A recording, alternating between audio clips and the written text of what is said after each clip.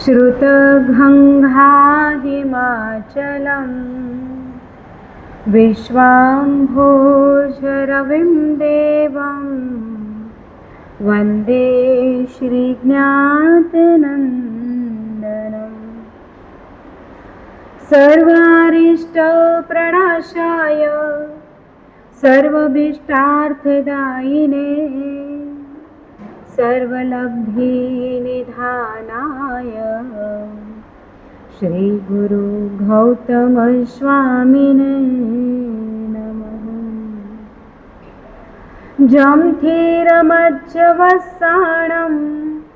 तं जाणं तजं चलं तयं चित्तं तं भोज्य भावना वा अणुतेहा वा अहवा चिन्ता कृतः कर्म क्षयो नास्ति कल्पकोटैशतैरपि अवश्यमेव भोक्तव्यं कृतं कर्म शुभाशुभम्।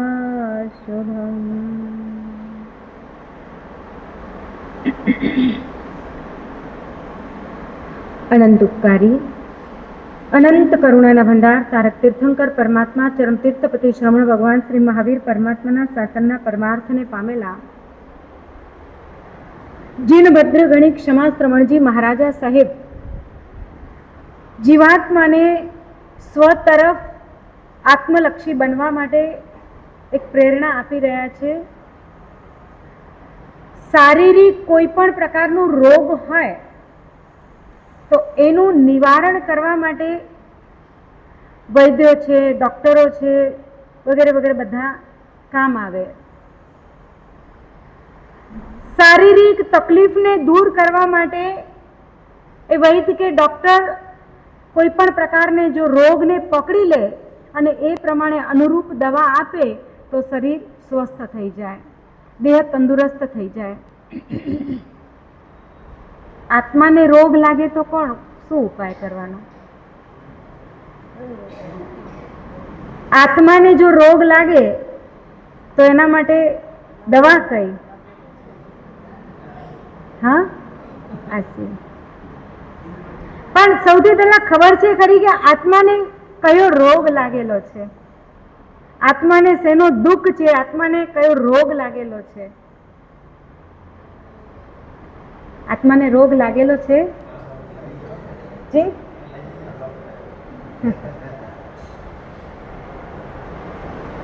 कोई जणावशो आत्मा ने कयो रोग लागेलो छे? ई तो एना बधा पाछळना बधा बारी बारणा दरवाजा छे।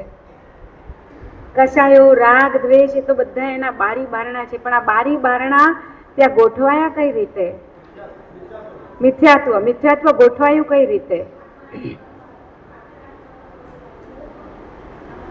मोह प्रमाद आठे आठ कर्म बराबर छे, पण ई बधा गोठवाया। आ जो आटलो उपासरे आपणुं बन्युं बराबर, आ मकान बन्युं, मकाનમાં बारी बारણા गोठवाया क्यारे? ज्यारे भीतो के पिल्लर के कई पण गोठवाया त्यारे ने माथे नीचे प्लिंथ भराई, माथे छत भराई त्यारे ने आ बधुं। आ बारी बारણા गोठवाया क्यारे? के ज्यारे अहींया निर्माण कंईक पाम्युं त्यारे। मूळ तत्वने शोधो, मूळ पायो। अहम पण बारी बारણામાં જ આવી જાય। मूळ पायो छे भाव। શું છે? મૂળ પાયો એ ભાવ છે। આ ભાવ આપણને મળ્યો જ્યારે, ભલે મનુષ્ય ભાવ છે, ઉત્તમ ભાવ છે, એની ના નહીં, પણ જ્ઞાની પુરુષો કહે છે કે ભાવ રૂપી રોગ તમને કે મને નડ્યો છે। શું નડ્યું? ભાવ રૂપી રોગ આપણને નડ્યો। હવે આ ભાવ રૂપી રોગને નાથવો કઈ રીતે? એનાથી દૂર કેવી રીતે રહેવું? એની ઔષધ કઈ કરવી? એનામાં કઈ એવી દવા છે કે જે દવા આપણને લાગુ પડે અને એ દવાનો ઉપચાર કરી અને આપણે અહીંયાથી અજર અને અમર બનીએ? કઈ એવી દવા છે? તો જ્ઞાની ભગવાન તો આપણને બહુ સરસ વાતોથી આપણને એકદમ ભાવનાઓથી આપણને ભાવિત કરી રહ્યા છે કે આત્મન એ દવા છે ભાવના. કઈ દવા છે? ભાવના રૂપી દવા. મૈત્રી ભાવના રૂપી દવા, મૈત્રી, પ્રમોદ, કરુણા, માધ્યસ્થ રૂપી આ 4 મુખ્ય દવા છે. અને આ 4 દવાની સાથે સાથે અનિત્ય, અશરણ, સંસાર વગેરે વગેરે જે 12 ભાવનાઓ છે, આ 12 ભાવના અને 4 ભાવના રૂપી 16 ભાવનાઓનું જો તું અમૃતપાન કરીશ ને, 16 ભાવનાઓનું જો આપણે અમીપાન કરશું તો આપણો ભવરૂપી રોગ મટી જશે. હવે કઈ રીતે? શરીરને રોગ લાગ્યો, શરદી થઈ તો ક્રોસિન લઈ લીધી, તાવ આવ્યો તો ક્રોસિન લઈ લીધી, પેરાસિટામોલ લઈ લીધી, જે દવા જેમાં કામ આવતી એસીપીએમ લઈ લીધી, કે જે કામ આવે એ લઈ લીધી, બરાબર છે. હવે ભવરૂપી રોગની અંદર મારે આ ભાવનાઓ રૂપી દવાને એનું અનુપાન બનાવવાનું છે. સર્વપ્રથમ ભાવના આવી છે મૈત્રી ભાવના. મૈત્રી ભાવના વગર ક્યાંય પણ આપણી સાધના સફળ નથી થતી, સક્સેસ નથી થતી. સર્વપ્રથમ સર્વ જીવો પ્રત્યે એક કુણી લાગણીનો ભાવ દર્શાવો, એક વાત્સલ્ય ભરી લાગણી, એક પ્રેમ ભરી લાગણી. અને જે મૈત્રી ભાવનાનું એક વખત બીજ અંદર વવાઈ ગયું, એ મૈત્રી ભાવનાનું વવાયેલું બીજ એ વટવૃક્ષ બની કરી અને 14 રાજલોકના સર્વ જીવોના હૃદયને જીતી લે છે. સર્વે 14 રાજલોકના સર્વ જીવોના હૃદયને જીતી લે છે. એના આત્મબળ સુધી એ મૈત્રી ભાવના પહોંચી શકે છે, એને સ્પર્શી શકે છે. ભલે આપણે કહીએ હૃદય સુધી પહોંચી જાય, પણ બીજી વખત પાછું વળી અંદર ઓપ્શન એક છૂટશે, અંદરથી પ્રશ્ન તર્ક શોધશે કે ભાઈ નિગોદના વગેરે જીવો છે, એકેન્દ્રિય બહેન્દ્રિય વગેરે જીવો છે, એમને હૃદય ક્યાં છે? એમને શું સમજ પડે કે આપણે એમની સાથે મૈત્રીનો નાતો બાંધ્યો તો એમને ખબર કેમ પડે? પણ ભાગ્યશાળીઓ, કુદરતની અંદર એવી ગોઠવણ કુદરતે કરી રાખી છે કે તમે કદાચ એને આપણે કઈ ભાષા સમજીએ છીએ ખબર છે? એકબીજા સાથે બોલીને કરીને એક્સપ્રેશન કરીને જે વ્યવહાર કરીએ, આપણી જે ભાષા સમજે ને આપણે જેની ભાષા સમજીએ એટલે એટલું જ લાગે કે આ જ આપણી દુનિયા, આ લોકો જ સમજી શકે છે. પણ ખબર છે ખરી કે એક માતાના ગર્ભની અંદર રહેલું હજી બાળક વિકાસ નથી પામ્યું. માતાના ગર્ભમાં રહેલું જે બાળક છે હજી વિકાસ નથી પામ્યું, છતાંય એ માતા જો પોતાના ગર્ભની અંદર રહેલું જે સંતાન છે એ સંતાન સાથે જો એકાકાર થઈ કરી અને જે પણ પ્રકારની એની સાથે એ વાતો કરવા ચાહે છે, જેવા પ્રકારના એ બાળકના ઘાટ ઘડવા ચાહે છે, એવા પ્રકારનું બાળક જન્મ પામ્યા પછી એવા પ્રકારનું બાળક એ નિર્માણ પામશે. બાળક નાનકડું હોય ને, જન્મી ગયું હોય અને પછી ઘોડિયામાં હોય કે એમને એમ રમતું હોય, હજી 2, 5, 7 વર્ષ સુધી તો આ બાળકને કંઈ જાણે ખબર જ નથી પડતી, બરાબર છે હે ને? પણ એ બાળકને શું નથી ખબર પડતી એ કહો? શું ખબર નથી પડતી? એનામાં બહુ સુધબુધ નથી આપણને લાગે. આપણે જે કરીએ, આપણે જે બોલીએ, આપણે જે રકઝક કરીએ, આપણે જે તુતુ મેમે કરીએ, આપણે જે સારું કામ પણ કરીએ, એને કંઈ ખબર ન પડે. તમે શું કહો બધા? એ નંઢા બચ્ચા એની કે કોઈ ખબર પડે, પણ આ જે નાનકડું બાળક છે એ બાળકને બધી જ અંદરથી ખબર પડે છે. અનકોન્શિયસ માઇન્ડ જે એનું છે એનામાં એ બધી જ વાતો તમે કહેલી, તમે જે વ્યવહાર કરો છો, આપણે બધા જે વ્યવહાર કરીએ છીએ એ બાળકને બધી જ સમજણ પડે છે. અને જે માતાના ગર્ભમાં પણ બાળક રહેલું છે એ બાળક પણ બધી જ અવ્યક્ત ભાષા ભલે છે, એ ભલે અત્યારે સમજી બહારથી એને કોઈ એનું સામે રિએક્શન નથી આપતું, પણ એ બાળક બધું જ જાણી અને બધું જ સમજી શકે છે. આપણે ત્યાં કીધું કે મહાવીર પરમાત્માએ માતાના ગર્ભમાં રહી કરી અને માતા જે હલનચલન વગેરે કરતા હતા, માતાને જે કષ્ટ થતો હતો, મહાવીરને ત્યાં સમજણ પડી. ભલે પ્રભુ મહાવીર પાસે અવધિ જ્ઞાનની શક્તિ હતી, અવધિ જ્ઞાનનું બળ હતું, પણ આવું જ અદ્રશ્ય જ્ઞાન સામાન્ય માતાના ગર્ભની અંદર રહેલા બાળકને પણ હોય છે. ભલે વિકસિત થયેલું જ્ઞાન નથી હોતું, ભલે એને અવધિ જ્ઞાન નથી, પણ તે છતાંય મતિ તો મળી છે ને, એને બુદ્ધિ તો મળી છે ને, જ્ઞાન તો એની જોડે જ છે ને, જ્ઞાન તો એનું ક્યાંય નહીં જાય. અહીંયા જ્ઞાની પુરુષો આપણને સમજાવે છે કે આત્મન તારા જીવનની અંદર જો તારે આ ભાવરૂપી રોગને જો મટાડવો હોય તો આ ભાવરૂપી રોગને મટાડવા માટે ઔષધ છે આ 12 શુદ્ધ અને સાત્વિક એવી ભાવનાઓ છે. મૈત્રાદી 16 ભાવનાથી તું પરિપ્લાવિત થઈ જા અને આ મૈત્રાદી ભાવનાઓથી નિગોદના જીવોથી લઈ કરીને સર્વ જીવોને એ ભાવના તારી ત્યાં પહોંચશે, કારણ કે અવ્યક્ત જ્ઞાન એની પાસે પણ છે. આપણે જે એક્સપ્રેશન કરીએ છીએ એ નથી, આપણે જે બોલી શકીએ છીએ ભલે એની પાસે જ્ઞાન નથી, પણ તે છતાંય અદ્રશ્ય અને અવ્યક્ત જ્ઞાન એ જીવોને પણ રહેલું છે. અત્યારે કીડી અહીંયાથી ચાલી જતી હોય, અહીંયા માખી બેઠેલી છે, બરાબર છે, એ બેઠી હશે ત્યાર સુધી બરાબર બેઠી હશે, પણ તમે જેવો એને હાથનો સ્પર્શ અહીંયા એને કરશો, હાથ એની આજુબાજુમાંથી ઉડશે, એને સ્પર્શશે પણ નહીં હાથ, એને હાથ તમે અડાડશો પણ નહીં, છતાં એને દૂરથી જરા કામ કરશો એટલે માખી ઉડી જશે. કાં ઉડી ગઈ?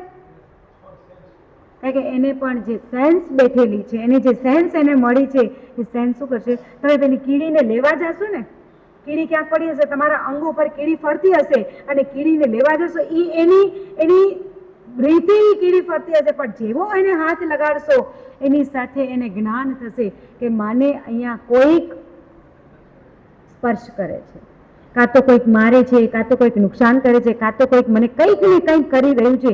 આ એને અનુભૂતિ થશે. કોના બળે થશે અનુભૂતિ? તાકાત કોની? શક્તિ કોની? તો કે છે આ જ્ઞાનની શક્તિ.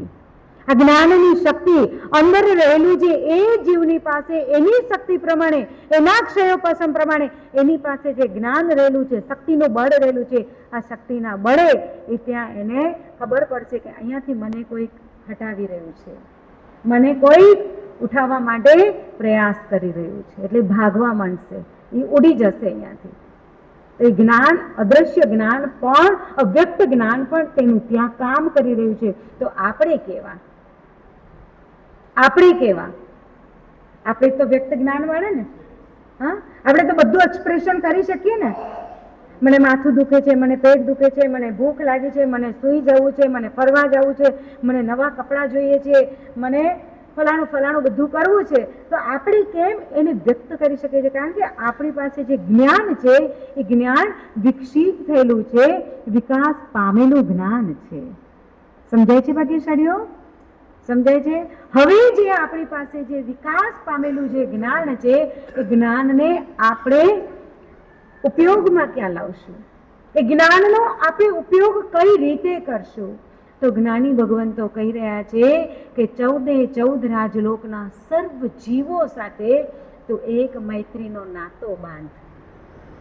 ત્યાર પછી આવે છે મૈત્રીના ભાવ, પછી આવે છે, કારણ કે આ ભવ રોગ જે લાગેલા છે ને, ભવ રોગ લાગે, જો મૈત્રી નહીં હોય ને આપણી પાસે તો શું આવશે?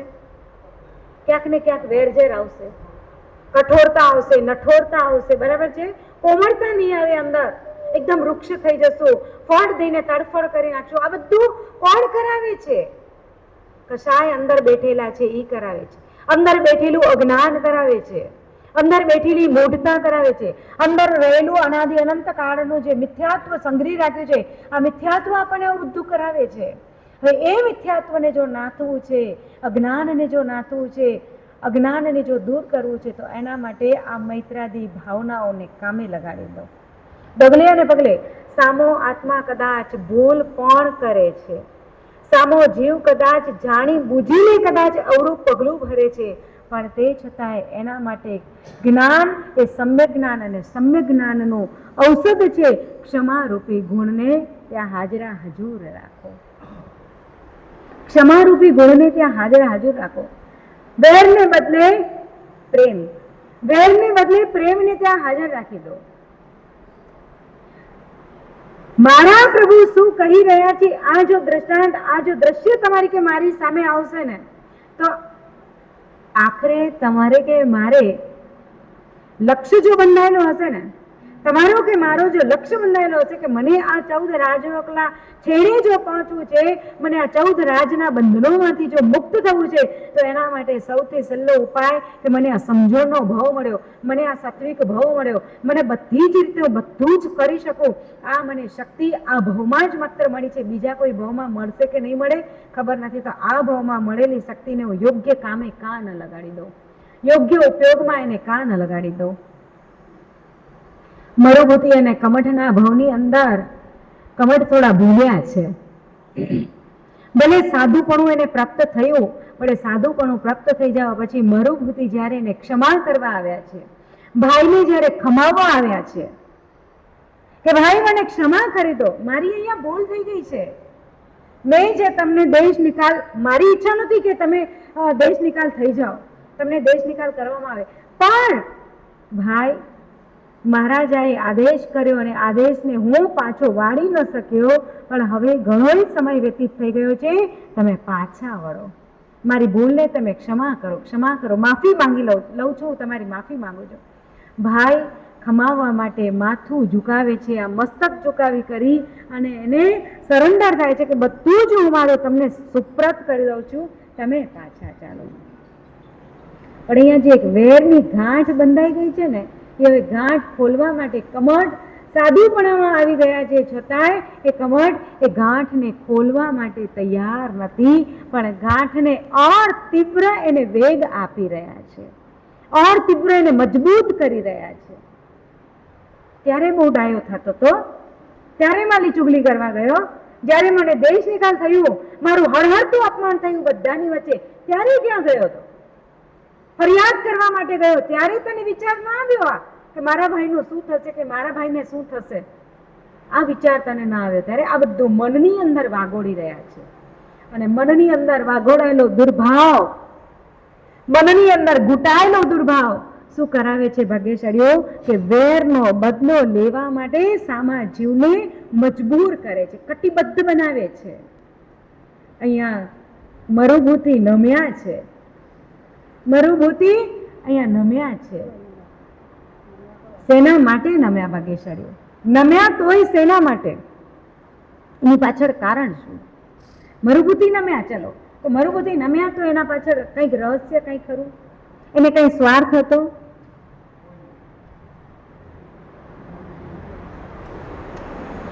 બોલો બોલો જી પ્રભુ. મૈત્રી, એક માત્ર ને માત્ર જીવ પ્રત્યે મૈત્રી અને ભાવિ જીવનની એની ઉજ્જવળતા એમાં છુપાયેલી હતી. એના આત્મ પ્રદેશોની અંદર રહેલો જે સદભાવ, શુભ ભાવ અને સર્વ જીવ પ્રત્યેનો મૈત્રીનો એક સંબંધ, આ સંબંધ એને અત્યારે સગા ભાઈ, આ જન્મના ભલે સગા ભાઈ છે, ગત જન્મમાં શું હતા ખબર નથી, આવતા જન્મમાં પણ શું થવાના છે ખબર નથી, પણ જે એક ભાવિની ઉજ્જવળતા, જે ભવિષ્યને માટે એક આ તીર્થંકરનો આત્મા છે, અને તીર્થંકરનો આત્મા એના રૂહની અંદર, રોમની અંદર સર્વ જીવ પ્રત્યે મૈત્રી ઘૂંટાઈ રહી છે. એના મરુભૂતિના ભવોની ગણતરી હતી. આપણા ભવની ગણતરી આપણે કરી રાખી? આપણા ભવની ગણતરી ખબર આપણને કે મારે કેટલા ભાવ હજી બાકી છે, કેટલા ભાવ કરવાના છે, કેટલા ભાવ કરવાના છે? હે સમસ્યા ક્યારે આવશે? કયા ભાવમાં આવશે? ક્યારે આવશે? આ સમય શેના માટે મળ્યો છે? આ મનુષ્ય ભાવ શેના માટે મળ્યો છે? આર્ય દેશ, આર્ય કુળ, આર્ય ધર્મ, બધી જ આર્ય ભાવનાઓ બધી મળી, આ શેના માટે મળી છે? આ ભાવમાં મૈત્રીનો નાતો, મૈત્રીના તોરણ ન બાંધ્યા તો હવે કયા ભાવમાં જઈને બાંધશું? ગમે એ કરીને મૂકે તો હેન ભાવમાં એની સાથે નાતો નાય જ બંધણો, નાતો જ ખપે. એના ઘરે હું મારા ઘરે, એનું જીવન જીવે હું મારું જીવન જીવું. આ બધા શબ્દો આપણને મૈત્રીના માંડવાથી બહુ દૂર ફેંકી દે છે ભાગ્યશાળીઓ, બહુ દૂર ધકેલાઈ જશું આપણે. 84 ના ચક્કર તૈયાર છે આપણા માટે, બધા જ આવકાર છે આપણને, પણ ત્યાંથી કોઈ નહીં કે તમે અહીંયાથી છૂટો, જાઓ અહીંયાથી, કોઈ નહીં કે ભાગ્યશાળીઓ. બધા સ્વીકારવા માટે તૈયાર છે, કારણ કે આ સંસાર છે, મોહ માયાની ઝાડ બિછાયેલી છે, અને આ મોહ માયાની ઝાડની અંદર તમે કે હું જો આ શુદ્ધ આત્મભાવોને જો શુદ્ધ ન કર્યા તો ગમે ત્યાં ફેંકાઈ જશું, કોઈ શોધનારે નહીં મળે તમને કે મને મળશે કોઈ શોધવા વાળું આપણને? રાવણજી સાથે સિતેન્દ્ર દેવને અત્યારે જો સંબંધ હતો અને છે ને, આવતા ભાવમાં પણ એ દેવને, સિતેન્દ્ર દેવને જો રાવણ સાથે સંબંધ છે, રાવણના એ ગણધર બનવાના છે, તીર્થંકર બનશે રાવણ મહારાજા રાવણ એ તીર્થંકર બનશે, અને સીતા મહાસતીજી હમણાં સિતેન્દ્ર દેવ તરીકે અત્યારે દેવલોકમાં બિરાજી રહ્યા છે, અને આ 12મા દેવલોકની અંદર બિરાજેલા સિતેન્દ્ર નામના દેવ જે છે એને અત્યારે અવધિ જ્ઞાનના બળે ખબર પડી છે કે મારા જે પૂજનીય તત્વ બનવાના છે એ કોણ છે, અને પોતાના દિયર એવા લક્ષ્મણજી અને પોતાના જે હરણ કરનારા હતા પોતાના શરીરનું, એ સીતા મૈયાનું, એવા રાવણજી અત્યારે જે નરકની અંદર બિરાજેલા છે ને, ત્યાં પોતાના ઉપકારી દિયર અને રાવણજી બંનેને જે મારા ભવના તારક બનવાના છે, મને જે આ સંસારથી મારો નિસ્તાર કરાવવાના છે, એવા મારા પરમ ઉપકારી તીર્થંકર પરમાત્મા બનવાના છે, એવા રાવણ મહારાજાને હું નરકમાંથી લઈ આવું, હું દેવલોકમાં સુખ ભોગવું છું, અને એ જીવો મારા ઉપકારી દિયર અને મારા પરમ ઉપકારી એવા ભવના તારક એવા તીર્થંકર જે બનવાના છે, એવા રાવણ મહારાજાનો આત્મા અત્યારે જે નરકની અંદર છે ને, એને લેવા માટે સિતેન્દ્ર દેવ એના ઉદ્ગલ ત્યાં મૂકે છે અને લેવા માટે જાય છે, પણ ત્યાં લઈ શકતા નથી વગેરે. ગમે ત્યાં ફેંકાઈ જશું પછી આપણને ઉઠાવી શકવા વાળું કોઈ નહીં હોય, કોઈ લેવા આવી શકશે નહીં. ત્યાં દેવલોકની અને નારકની સિચ્યુએશન કેવી હોય ખબર છે? દેવલોકના દેવોની અને નારકના જીવોની સિચ્યુએશન કેવી હોય? એમના શરીર વૈક્રિય શરીર હોય. કેવા હોય? નારકીના જીવોનું શરીર એ વૈક્રિય શરીર હોય. વૈક્રિય શરીર એ કેવું હોય? થર્મોમીટરમાં જે પારો હોય ને, થર્મોમીટરનો પારો, તાવ માપવાનો થર્મોમીટર, અને એનો જે પારો હોય ને, એ પારો જો થર્મોમીટર તૂટી ગયો, આપણે વચ્ચે પણ એક વખત વાત કરી હતી, અને જો થર્મોમીટર તૂટી જાય, પારો વેર વિખેર દાણા દાણા થઈ જાય, પછી એને હાથેથી ઉઠાવજો.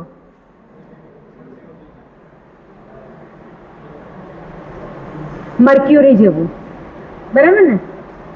આ વૈક્રિય શરીર જેવું હોય, ગમે એટલું એને ઉઠાવશો હાથેથી સરખી જ જાગશે, આવશે જ નહીં. સિતેન્દ્ર દેવે મહા પ્રયાસો કર્યા, પણ આખરે એમને હાર સ્વીકારવી પડી, કારણ કે ત્યાંના એ દળિયા, નારકીના એમના દળિયા બંધાયેલા છે કર્મના, એ ત્યાંથી છૂટી શકે એમ નથી. મિથ્યા પ્રયાસ કરી રહ્યા છો, હે દેવ તમે અહીંયાથી વિદાય લઈ જાઓ. સિતેન્દ્ર દેવે દુભાતા દિલે ત્યાંથી વિદાય લઈ લીધી. આજે એક મોજમાં, બીજા સજામાં. લખ 84 ના ચક્કરની અંદર ગમે ત્યાં ફસાઈ જશો બકેશડીઓ, ત્યાં કોઈ ઉઠાવવા વાળું, ત્યાં કોઈ બચાવવા વાળું, ત્યાંથી કોઈ બહાર નીકળવા વાળું, કે ત્યાંથી કોઈ સાચી સમજણ કે સાચી સલાહ કે સાચો માર્ગ, સાચો રાહ દેખાડવા વાળું કોઈ નહીં આવે. અહીંયા સદગુરુઓ આપણને આવા સદગુરુ તરીકે મળ્યા છે, એ આત્મન તું સમજી જા. બોલો. પરમાધામીનો અપાર માર અને અપાર વેદના ત્યાં સહી રહ્યા છે, પણ એમાં ફેર છે, થોડોક ફેર છે, કે જે અતિશય દુઃખ તો ત્યાં એમને છે જ, પણ સાથે બીજું એક એમના જીવનને માટે, એમના આયુષ્યને માટે, એમના ભવને માટે એક પ્લસ પોઈન્ટ છે. એક પ્લસ પોઈન્ટ છે કે અહીંયાથી આવા જીવો સમ્યક્ત્વ લઈને ગયા છે. સમ્યક્ત્વ, ક્ષાયિક સમ્યક્ત્વ અહીંયાથી એ દ્રઢ કરીને ગયા છે કે ગમે એવા દુઃખ આવશે, ગમે એવા કષ્ટ આવશે, ગમે એવા પ્રોબ્લેમ આવશે, પણ તે છતાંય ક્ષાયિક સમ્યક્ત્વ લઈને ગયા છે, એટલે સમતાથી વેદે રહ્યા છે. એ દુઃખ પડી રહ્યા છે, વેદના થઈ રહી છે, કષ્ટ અપાર પડે છે, પણ એ સમજે છે કે હવે અહીંયાથી અમારો આ છેલ્લો ભાવ છે, અહીંયા નરકનો અમારો આ છેલ્લો ભાવ છે, ને હવે પછીનો તો અમારો ભાવ રૂડો અને રડિયામણો હતો. વાસુદેવ અને પ્રતિ વાસુદેવ તરીકે રહેલા એ આત્માઓ કે એમના કુદરતના નિયમની અંદર આ બધી ગોઠવણ કરેલી છે, પણ એ પ્રમાણે એ જીવો ત્યાંથી સીધા નરકમાં પહોંચી ગયા છે. કારણ કે અપાર યુદ્ધો કર્યા, અપાર પોલિટિક્સો હોય અને અપાર યુદ્ધો, ખૂન ખરાબા, આ બધું જે થાય એમાં જે કર્મ બંધ થાય, એ કર્મ બંધના કારણે એ જીવોને ત્યાં નરકમાં જવું પડ્યું છે. પણ તે છતાં ક્ષાયિક સમ્યક્ત્વની નિર્મળતા લઈને ગયા છે અને નિર્મળતાના કારણે એ જીવો અત્યારે વેદના ભોગવી રહ્યા છે, અપાર વેદનાને વેદી રહ્યા છે, છતાંય એ સહન કરે છે, ક્ષમતા છે. બરાબર ને? આપણને ત્યાં એવા સ્થાને જશું તો ક્ષમતા બંધાયેલી રહેશે. આપણી ક્ષમતા ક્યારે બંધાયેલી રહેશે? કે જ્યારે ક્ષાયિક સમ્યક્ત્વને દ્રઢ કરીને જશું ને, ફાઇનલ કરીને જશું ને, તો ત્યાં ક્ષમતા હશે. અહીંયાથી ક્ષમતા ઘૂંટેલી હશે તો ત્યાં ક્ષમતા કામ આવશે. અહીંયાથી ક્ષમાનો ગુણ કેળવેલો હશે તો ત્યાં ક્ષમા કેળવી શકશો. અહીંયાથી મૈત્રીના નાતા બાંધીને જશું તો ત્યાં મૈત્રી બંધાશે. મરુભૂતિ નમી રહ્યા છે, કમટ અંદર વેરની ગાંઠ બાંધી રહ્યા છે. ભાઈ ચાલો ઘરે પાછા ચાલો, મને ક્ષમા કરો. હવે માફી માંગવા આવ્યો છે. જેવા મરુભૂતિ નીચે નમ્યા છે, બાજુમાં જ મોટી પથ્થરની શિલા છે. કારણ કે જંગલ છે ને, જંગલમાં છે આ મહાત્મા. વેર ભૂલ્યા નથી. હજી પોતાના દોષોને ભાવરૂપી દોષ અને ભાવરૂપી રોગને મટાડવા માટે કટિબદ્ધ બન્યા નથી જ્યાર સુધી. અને અંદર જે કસાયો રૂપી તત્વો જે છે એના ખતબદી રહ્યા છે. અને એટલો ગુસ્સો આવે છે, એટલો ગુસ્સો આવે છે કે બાજુમાં પડેલી મોટી પથ્થરની શિલા છે લઈ કરી અને મરુભૂતિના મસ્તક ઉપર ધડામ કરતા પછાડી દે છે. વિચારો ભાગ્યશાળીઓ, સગ્ગો ભાઈ છે, સગ્ગો ભાઈ છે, પણ સગ્ગો ભાઈ પણ સગ્ગા ભાઈની સાથે એક નાનકડો ભાઈ છે અને નાના ભાઈ સાથે શું વ્યવહાર કરી રહ્યા છે, કેવો વેરનો બદલો લઈ રહ્યા છે કે તે મને રાજ્યથી જુદો કર્યો, ઘર પરિવારથી જુદો કર્યો, તે મને ત્યાંથી ભગાડ્યો, હું તને મૃત્યુની બક્ષિસ આપું, લે આ લેતો જા. અને અહીંયા મરુભૂતિ સતત ક્ષમા ભાવના ભાવની અંદર રત રહેલા છે. ભાઈ મને ક્ષમા કરો, ક્ષમા કરો, ક્ષમા કરો. અને આ મરુભૂતિ પોતાના ભવને ઉર્ધ્વગામી તરફ લઈ જઈ રહ્યા છે. જ્યારે કમળ સાધુપણામાં હોવા છતાંય, અઘોર સાધના કરવા છતાંય આજુબાજુ પંચ અગ્નિ પ્રગટાવે અને અગ્નિની વચ્ચે એક તો સૂર્યનો તાપ છે, માથે સૂર્યનો તાપ, નીચે ધરતીનો તાપ, અને આજુબાજુમાં જે પંચ અગ્નિ પ્રગટાવી કરી અને જે ભળભળ અગ્નિ બળી રહ્યા છે એની વચ્ચે ઘોર સાધના કરી રહ્યા છે. છતાંય એ સાધના ઉપર એનું પાણી ફરી વળ્યું છે. મેં બરાબર એની સાથે બદલો લીધો છે. મેં એની સાથે બરાબર વેરનો બદલો લીધો. રાજીપો અંદર અનુભવાય છે, અંદર એક આનંદની અનુભૂતિ થાય છે. પણ આ આનંદ આત્માની વૃદ્ધિ કરાવનાર કે આત્માની દુર્ગતિ કરાવનાર? આનંદ પણ હોય, પણ આનંદ ખુંદો છે કે આનંદ મીઠો આનંદ છે? આનંદ કેવો?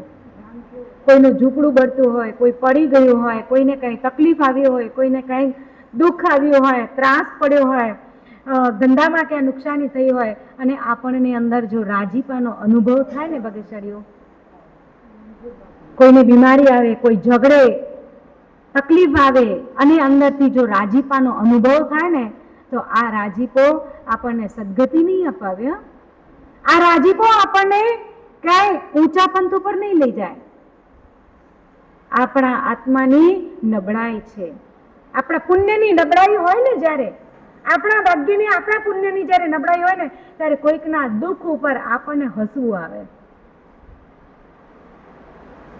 કોઈકના ત્રાસ ઉપર આપણને ત્યારે હસવું આવે કે આ જ લાગણા હતા બરાબર. પણ કોઈકના દુઃખ ઉપર જ્યારે આપણને અંદર દુઃખની અનુભૂતિ થાય ને, ત્યારે વિચારજો, ત્યારે સમજશું કે આપણા ભાગ્યની આ રેખા આજે ચડી રહી છે કે એને દુઃખ છે, એને તકલીફ છે ને, ચલ હું એમાંથી કંઈક એને રસ્તો કાઢી આપું, એના દુઃખને દૂર કરવા માટે થોડો ઘણો પણ યત્કિંચિત પણ પ્રયાસ કરું, કમ સે કમ એને એક હૂંફની લાગણી આપું કે ભાઈ આ દિવસ તારો આવ્યો છે ને, એ દિવસે તારો ચાલ્યો જશે, ચિંતા નહીં કર. આ એક હૂંફની લાગણી, અને હૂંફની લાગણી હંમેશા એક પગથિયું ચડાવે છે, ક્યારેય ઉતારતી નથી. આત્માની વૃદ્ધિ છે અહીંયા. આ મૈત્રીનો માંડવો છે, આ પ્રમોદ ભાવના છે. આ મારા મહાવીરના શાસનની અંદર મારા પ્રભુએ આપણને આ સતત અભ્યાસ કરવા માટે આટલા બધા લેસન આપ્યા કે તું આ તત્વોને ઘૂંટ. પણ આ તત્વોને આપણે કેટલું ઘૂંટીએ છીએ અને કેટલા એ ભાવનાઓ મય થઈએ છીએ. રામ જાણે, ભગવાન જાણે કે આ ભાવ જાણે મળ્યો છે, મોજથી માણી લે. આપણે એક જ શબ્દને અને એક જ સ્લોગનને ઘૂંટી બેઠા છીએ કે આ ભાવ મીઠા તો પરભવ કોણે બેઠા. આ સ્લોગન આપણા માટે નથી, આ વાતો આપણા માટે નથી, મહાવીરના સંતાન માટે કમસે કમ તો નથી. મહાવીરના સંતાન માટે તો મૈત્રીના માંડવા જ હોય. મહાવીરના શાસન માટે તો કોઈને દુઃખ પડ્યું એ દુઃખને દૂર કરવા માટે જ હોય. આ મહાવીરનો વારસદાર છીએ આપણે વગેશરીઓ. ભલે મહાવીરે જે પગલાં ભર્યા, મહાવીરે જે કર્તવ્યો કર્યા, એ કદાચ આપણે એટલા કર્તવ્યો ના કરી શકીએ, કાંઈ વાંધો નહીં. એટલી બધી ઊંડી ક્રિયાઓ, એટલા બધા ઊંડા તપ, એટલી બધી ઊંડી સાધનાઓ ન કરી શકીએ, કાંઈ વાંધો નહીં. પણ મૂળ જે તત્વ મારા પ્રભુએ સમજાવ્યું, મારા મહાવીરે સમજાવ્યું, એ તત્વને તો આપણે પામી શકીએ કે ના પામી શકીએ? એ તત્વને તો આપણે ઘૂંટી શકીએ કે ના ઘૂંટી શકીએ? આ પર્વાધિરાજ પર્વનો એક જ સંદેશ આવે છે આપણા માટે કે જેટલા તને પર્વ ઉજવવા મળે છે એ પર્વ દરમિયાન હજી શોધ તે તારીખ અંદર કોણે ખાંચે ક્યાંય પણ પેતા, ક્યાંય પણ દોષ અંદર દરબાયેલો પડ્યો છે, એ દોષને બહાર કાઢ, એ દોષને શુદ્ધ કર. એના માટે આ પર્વ આવે છે ભાગ્યશાળીઓ. એક પછી એક, વારાફરતી એક, વારાફરતી થોડોક સમય થાય, 15-20 દિવસ, મહિનો દિવસ થાય ન થાય, અને વળી નવું પર્વ આવે. આ પર્વ આપણને એટલા માટે પ્રાપ્ત થાય છે કે રિનોવેટ કર તારા આત્મભાવોને. આ ઔષધિઓ છે, આ દવા છે. જો આ ભાવરૂપી રોગને આપણે નાથવા માટે જો પ્રયાસ નહીં કરીએ તો મરુભૂતિ અને કમઠનું જે એક વેર બંધાયું ને, મરુભૂતિએ વેર નથી બાંધ્યું. મરુભૂતિએ તો ક્ષમાનો ગોળ કેળવ્યો છે, ક્ષમાને કૂટી છે, જ્યારે કમઠે 10 ભાવ સુધી આ વેરને અખંડ રાખ્યો, એની પરંપરા ચલાવી. પણ 10મા ભાવની અંદર હવે જ્યારે આ મરુભૂતિનો આત્મા જ્યારે પાર્શ્વ પરમાત્મા બની રહ્યા છે, જ્યારે હવે એનો નિસ્તાર થઈ રહ્યો છે, એનો આત્મા 14 રાજને પાર જવાને માટે જ્યારે અઘોર સાધના, ઘોરાથી ઘોર તીવ્ર સાધના કરી રહ્યા છે, ત્યારે એ ભવની અંદર પણ કમઠ એને જોઈ જાય છે, દેવ તરીકે ઉત્પન્ન થયા છે. અને ત્યારે એ દેવ તરીકે ઉત્પન્ન થયેલા કમઠના આત્માને પણ અત્યારે તીર્થંકર પરમાત્માના દર્શન થાય છે. સાક્ષાત તીર્થંકર પરમાત્મા દર્શન કરવા માટે, પૂજન કરવા માટે, વંદન કરવા માટે, સાધના કરવા માટે મળ્યા. પણ તે છતાંય આ કમઠ દેવ પણ અહીંયા ભાવ ભૂલ્યા, અહીંયા આ ભાન ભૂલ્યા કે આ કોણ આત્મા છે. આ વેર કેવું છે ભાગ્યશાળીઓ? વેર અહીંયા તીર્થંકર પરમાત્મા સાથે પણ વેર લેવા માટે અહીંયા તૈયાર થઈ ગયા છે. કેવી જીવની, કેવી અંદર કર્મની કાલીમાં કેટલી એને કેટલા કર્મ ચીકણા બાંધ્યા છે કે તીર્થંકર જેવા તીર્થંકર આત્માની સામે પણ આમ 56ની છાતીનો બની જઈ કરી ઉભો રહેવા માટે તૈયાર થયો છે. જીવ કેવું આમ ભાન ભૂલ્યો છે. જો માટે જ જ્ઞાની ભગવંતો કહે છે કે આત્મન તું ભાવને ભૂલ નહીં. આ મનુષ્ય ભાવમાં આવી ગયા પછી તું તારા સંસારના ભૌતિક રાગ અને દ્વેષની અંદર કે ભૌતિક સુખોની અંદર તું એકદમ રત નહીં થાય. જે આ ડગલે અને પગલે તું સાવધાન રહે. જેમ આ વીરભાણ અને ઉદયભાણ બંને દીકરાઓ એક શ્રી રાણી, એક માતા બનીને આવ્યા છે આ ઘરની અંદર, માતાનો દરજ્જો લઈને આવ્યા છે. અને માતાને ચલો આપણી માં બનીને આવ્યા છે, આપણા માટે તો વંદનીય છે. જેમ આપણે પિતાને પૂજ્ય ગણીએ છીએ, પિતાને વડીલ તરીકે માનીએ છીએ, માથે છત્ર તરીકે માનીએ છીએ, તેમ આ મા પણ આપણા માટે શ્રી રાણી પણ હવે શ્રી રાણી નહીં, કોઈની દીકરી નહીં, કોઈની કુમારી નહીં, પણ આપણા પિતાની એક પત્ની બનીને આવ્યા છે. આપણા પિતાના પત્ની એ આપણા માટે મા જ છે. ચલો ભાઈ, માને વંદન કરી આવીએ, માને પ્રણામ કરી આવીએ, એના ચરણ સ્પર્શ કરી આશીર્વાદ લઈ આવીએ.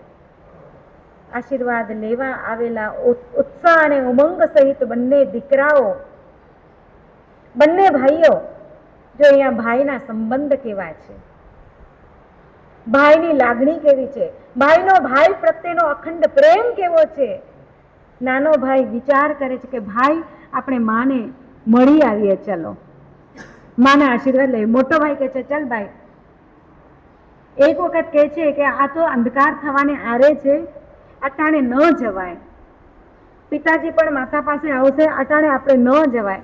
નહીં ભાઈ, જો આજે માતાને કેવું ખરાબ લાગશે કે આજે પહેલો દિવસ હું ઘરમાં આવી અને મારા દીકરા મને પ્રણામ કરવા ન આવે, એને કેવું ખરાબ લાગે. ભાઈ આ વ્યવહાર પર છે ને, વ્યવહાર સાચવવો પડે આપણે. અને નાના ભાઈની વાત મોટા ભાઈએ માની લીધી. ચાલ તારી ઈચ્છા છે, ચાલીએ. અહીંયા ભાગ્યશાળીઓ નાનાના કર્મ અહીંયા અત્યારે જોર કરી રહ્યા છે, ખેંચી જઈ રહ્યા છે. આ કર્મના પૂતગલો શ્રી રાણી તરફ એને ખેંચી જઈ લઈ રહ્યા છે. નહીં તો બની શકત કે 2 જણાને બદલે હજી બીજા 2-4 જણાને લઈ જાત ને તો થઈ શકત, પણ આ બંનેના કર્મોએ આ શ્રી રાણી પાસે એકલા બંનેને જ ખેંચી ગયા છે. મજબૂર બની ગયા જવા માટે. કર્મ સત્તા અત્યારે પરિપક્વ થઈ ગઈ છે. તમે આંબાની સિઝનની અંદર આંબા લાવો, ફળ લાવો, કોઈ પણ વસ્તુ લાવો અને ઘરમાં હવે વાપરવા જેવી થઈ ગઈ હોય, પરિપક્વ થઈ ગઈ હોય, તો સૌથી પહેલા તમે પાકેલી વસ્તુને, આંબાને, પાકેલી કેરીને પહેલી પ્રાયોરિટી આપો કે હજી થોડી રો છે, હજી થોડી કાચી પાકી છે, એવીને તમે વાપરવા માટે લો? બોલો. એકદમ પાકી ગઈ હોય, એકદમ સુગંધ જેની મીઠી મીઠી આવતી હોય, એને જ આહાર કરવા લો ને પહેલા, હા ને. અને હજી કાચી હોય, રો હોય, એને થોડીક રાખી દો. નહીં, આવતીકાલે 2 દિવસમાં એ બરાબર થઈ જશે, ખાવા યોગ્ય થઈ જશે. એ પાકેલીનો નંબર, એનો કર્મ ત્યારે ઉદયમાં આવ્યો છે, એટલે તમે એને સુધારવા માટે ઉપયોગમાં લો છો, આહાર કરવા માટે એને ઉપયોગમાં લો છો. અત્યારે આ બંને ભાઈના પણ કર્મ અત્યારે પરિપક્વ થઈ ગયા છે અને આ બંને ભાઈ, બંને કુમાર ત્યાં માતા પાસે પહોંચ્યા, ચરણ સ્પર્શ કર્યા. માં, અમે વીર ધવળ મહારાજાના દીકરા છીએ. આ ઉદયભાણ છે અને આ વીરભાણ છે. બંને પોતપોતાના નામ આપે છે.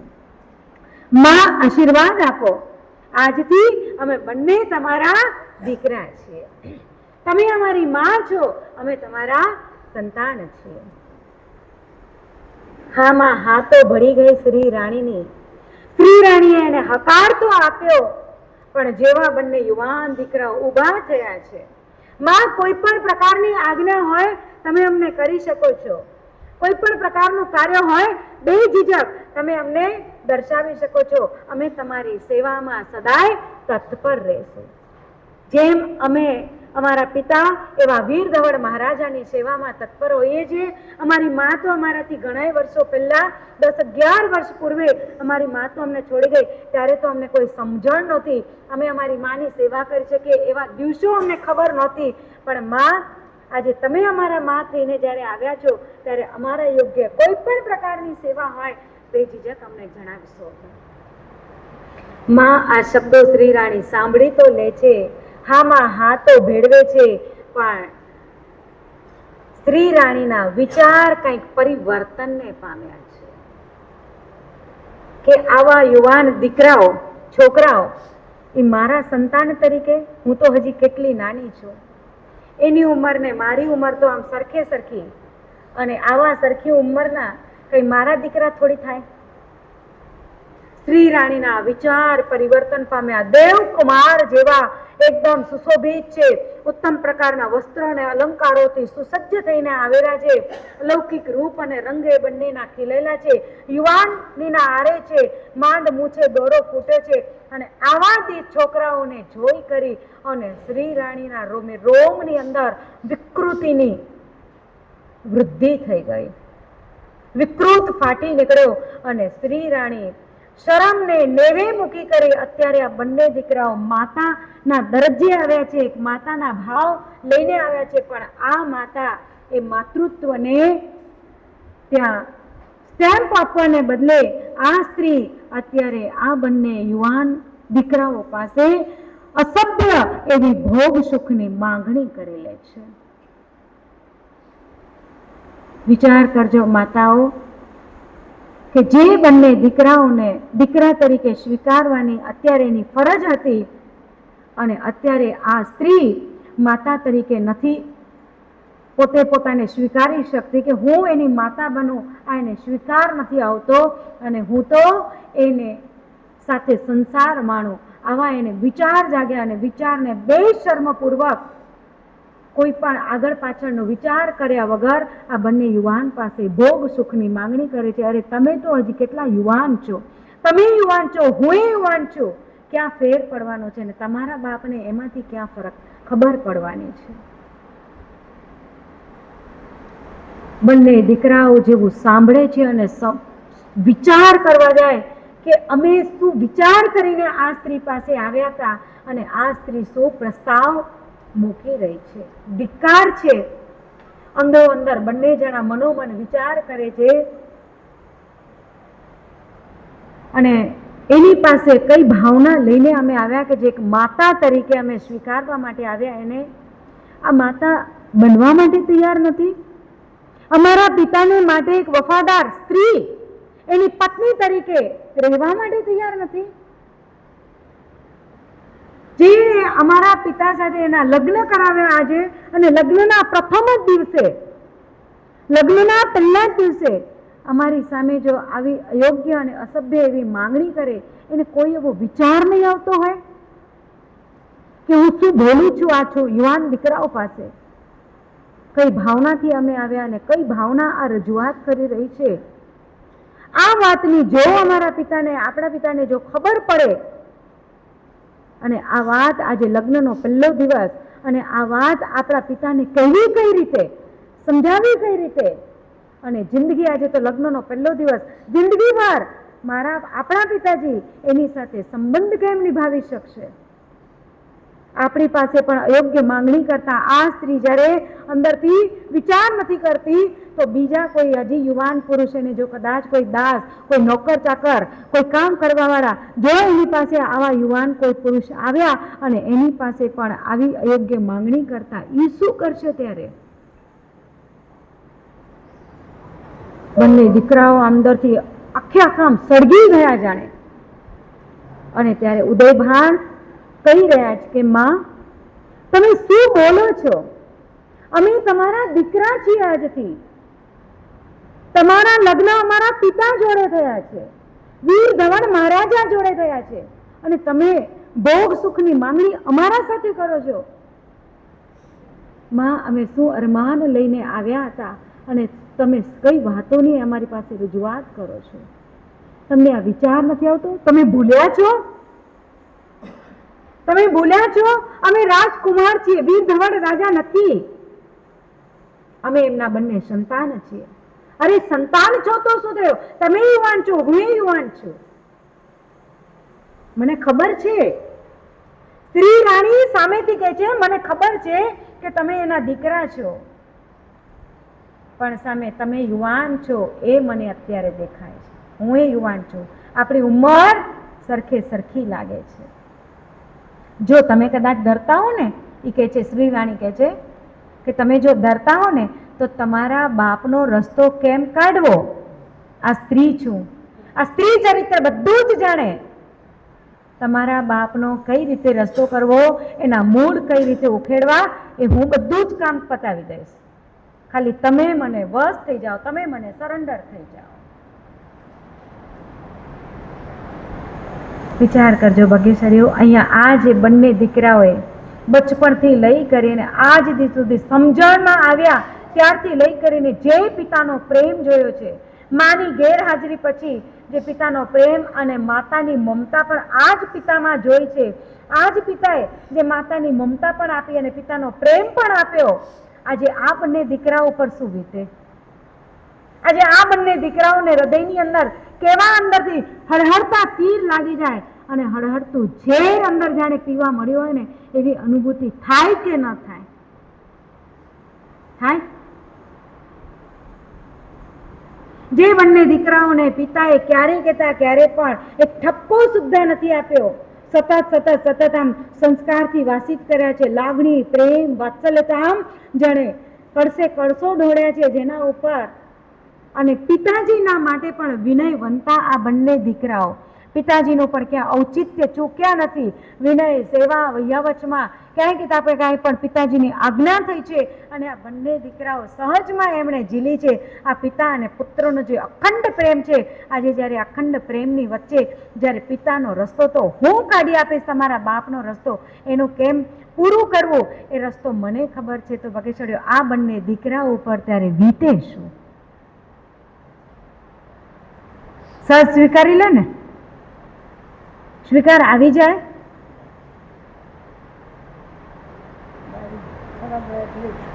ભાગ્યશાળીઓ, જો કદાચ આ બંને દીકરાઓનું ભવિષ્ય ખરાબ હોય ને, દુર્ભવી આત્મા હોય ને, તો કદાચ સ્વીકારી લે. પણ આ બંને આત્માઓ ભલે કદાચ કોઈ ભૂતકાળના ભવની અંદર અજાણતા અભાન અવસ્થાની અંદર નાની મોટી કદાચ કોઈ ભૂલ કરી દીધી હશે, એનો અત્યારે અહીંયા કર્મના ઉદયના હિસાબે અત્યારે માતાના વિયોગ થયો છે અને દુઃખ ભોગવી રહ્યા છે, માતાનો વિયોગ ભોગવી રહ્યા છે. બાકી આ જીવ છે ને એ નિકટ ભવી આત્માઓ હતા, નિકટ ભવી આત્માઓ હતા. અને હંમેશા ક્યારે કહેતા ક્યારે પણ શસ્ત્રકાર ભગવંતો કહે છે કે નિકટ ભવી આત્મા છે ને પોતાના ઉપર દુઃખ સહન કરી લે, પણ બીજાને ક્યારે પણ દુઃખ આપવા માટે તૈયાર ન હોય.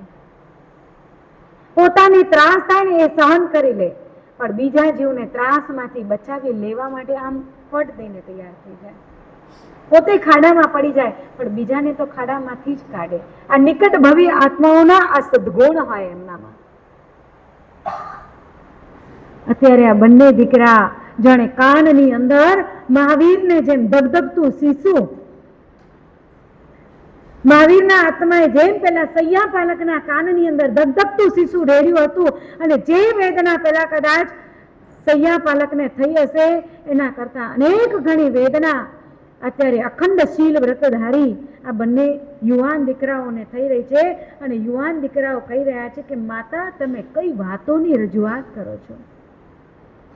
આજે આટલા વર્ષો થઈ ગયા માતા, અમે બિંદાસ અમારા નગરની અંદર પણ ફરતા હોઈએ, ગમે એવી રૂપરૂપની અંબાર રાજકન્યા હોય કે ગમે એવી રૂપરૂપની અંબાર કોઈ દેવાંગના પણ અમારી સામે ઉતરી આવે ને તો આજથી લગી અમારી માતાના સંસ્કાર, અમારા પિતાના સંસ્કાર અને અમારા દેવ ગુરુ અને ધર્મના અને વડીલોના સંસ્કાર, અમારા મહામંત્રીશ્વરના સંસ્કાર અમને આજે એટલા છાતી ઠોક મળ્યા છે કે ગમે એટલી રૂપ સુંદરી જો અમારી નજર સામે આવી જાય ને તો આજે એની સામે અમે આંખ ઊંચી કરીને પણ જોઈએ ને અમારા રોમની અંદર પણ રૂવાડાની અંદર પણ વિકારનો ભાવ ન ફૂટે. અને આજે તમે અમારા માં બનીને આવ્યા અને માં સામે આજે અમે આ માંગણી તમે જે કરી એનો સ્વીકાર કરી લઈએ. અમે તો તમને કયા અરમાનથી મળવા આવ્યા, એક માં તરીકે અમે તમારા વંદન કરાવવા આવ્યા, દર્શન કરવા આવ્યા, તમને મળવા આવ્યા, તમારા આશીર્વાદ લેવા આવ્યા. અને એ માં આજે અમારા પિતાને તિલાંજલિ દઈ કરી, પિતાને દગો દઈ કરી અને અમારી સાથે સંસાર માંડવા બેસે, અમે કઈ રીતે સહન કરીએ? આજે તમે બોલ્યા છો. ફરી વખતને જો આ રજૂઆત કરી તો અમારા જેવું ગુરુ, અમારા જેવું ખરાબ કોઈ નહીં હોય. આજે લગ્નનો પહેલો દિવસ છે, પિતાજીનો સંસાર નવો સવો મંડાયો છે, એટલે આજે અમે આ વાતને ગુપ્ત અને દાબી દઈએ છીએ. બલકે જીવનની અંદર ફરીને ક્યારેક કહેતા ક્યારેય પણ આવી અયોગ્ય માંગણી નહીં કરતા. અને તમારા ઠેકાણે આ તો તમે માં બનીને આવ્યા છો એટલે અમે દંડ ના આપીએ, પણ તમારા ઠેકાણે જો બીજી કોઈ સ્ત્રી આવી જો અયોગ્ય માંગણી કરે ને તો એનું ઠેકાણું પાડતા પણ અમને ક્ષણ પણ અમને ન લાગે. પણ આ માતાનો દરજ્જો અમે તમને આપ્યો છે. આવી ક્યારે પણ કહેતા, ક્યારે અયોગ્ય માંગણી ન કરતા. આ શબ્દો બોલી કરી ઉદયભાન, આવા શબ્દો બોલી કરે પણ જઈને આજે કોઈની રાહ જોએ સામે પ્રત્યુત્તર શું મળે છે કે નથી મળતું એની રાહ જોયા વગર બંને ભાઈ ઉદયભાન નાના ભાઈનો હાથ પકડીને ખેંચીને બંને નીકળી ગયા. અને હવે તો એ બંનેને અંદર એક જે ડર લાગી ગયો, એક ભય લાગી ગયો. શું વિચાર લઈને આવ્યા હતા, શું ભાવ લઈને આવ્યા હતા અને શું બની ગયું. અરે તમ્મર જાણે આવી ગયા છે, ચક્કર થઈ ગયા છે. બંને વિચારના વંટોળ બંનેને ફેલાઈ ગયા. અરે જિંદગી ભર આપણા પિતાજીને આ સ્ત્રી સાથે નાતો નિભાવવાનો આ સ્ત્રી હજી શું કરશે, હજી કયા પગલા કરશે, હજી કઈ ઘટનાઓ બનશે આપણા ઘરની અંદર. હે ભગવાન, આ પ્રભુ એને યાદ આવી ગયા, દેવગુરુને ધર્મ એને યાદ આવી ગયા. આપણને વૈરાગ્ય જો જાગી જાય ને તો અબઘડી આ સંસાર છોડીને નીકળી પડીએ. પણ હજી કોઈ ભોગાવલી કર્મ, આ જીવોના હજી કર્મનો ઉદય અને આ સંસારની અંદર હજી એમના કોઈ કર્મ બંધાયેલા હશે ને એટલે આ દીકરાઓને બંનેને આ ઘરમાંથી વૈરાગ્યના પંથે નીકળી જવાનું હજી સૂઝ્યું નથી અને ભાવ નથી જાગ્યો અંદરથી. સંસારની અંદર કેટલા કડવા અનુભવ્યા હશે ભાગ્યશાળીઓ. સંસારની અંદર કેટલી અનુભૂતિઓ કડવા અનુભવોની થઈ હશે અને તે છતાંય જીવ બિચારો સંસારને સદાય કહેતા સદાય હર્યો ભર્યો અને લીલો છમ મારો સંસાર રહે ને એના માટે સદાય મિથ્યા પ્રયાસ કરતો રહ્યો છે. આ સંસાર છે. શું છે? સંસાર. સંસારની વ્યાખ્યા ખબર છે? સંસારની વ્યાખ્યા ખબર છે? ગમે એટલો એને હર્યો ભર્યો લીલો છમ બનાવવા માટે પ્રયાસ કરશો ને, સંસારની વાડીને લીલી છમ બનાવવા માટે સાત પ્રયત્ન કરશો, પણ તે છતાંય જ્ઞાની પુરુષો કહે છે કે સંસરતી ઇતિ સંસાર. સંસરોતી ઇતિ સંસાર. સમ એટલે ધીમે ધીમે, સમ એટલે ધીમે ધીમે, હળવે સતત સરક્યા કરે છે. સંસરોતી ઇતિ સંસાર. સતત જેનો સરકવાનો ભાવ છે, કોઈ પણ ભાવને, કોઈ પણ સુખને, કોઈ પણ તમારા સંસારના ભાવોને ગમે એટલા એને પકડી રાખવા માટે પ્રયાસ કરશો, એને માણવા માટે પ્રયાસ કરશો. આજે નહીં, આવતીકાલે ભોગવશું. આ વર્ષે નહીં, આવતીકાલે આમ કરશું, આવતા વર્ષે આમ થશે. પણ ભાગ્યશાળીઓ આ સંસાર છે, સંસારનો સ્વભાવ છે સતત સરક્યા કરવી. વીરભાન અને ઉદયભાન બંને કુમાર અપ ટુ બોટમ એ સળગી ઉઠ્યા કે આ શું બનવાનું હતું અને શું બની ગયું. પોતાના ખંડની અંદર આવ્યા, પોતાના મહેલમાં આવ્યા અને બંને ભાઈ એકબીજાને જોઈ કરી આની સામે નથી બોલતા, ઊંડા વિચારોની અંદર ગરકાવ બની ગયા કે શું ધાર્યું હતું અને શું નીકળ્યું. ખોદ્યો ડુંગર અને નીકળ્યો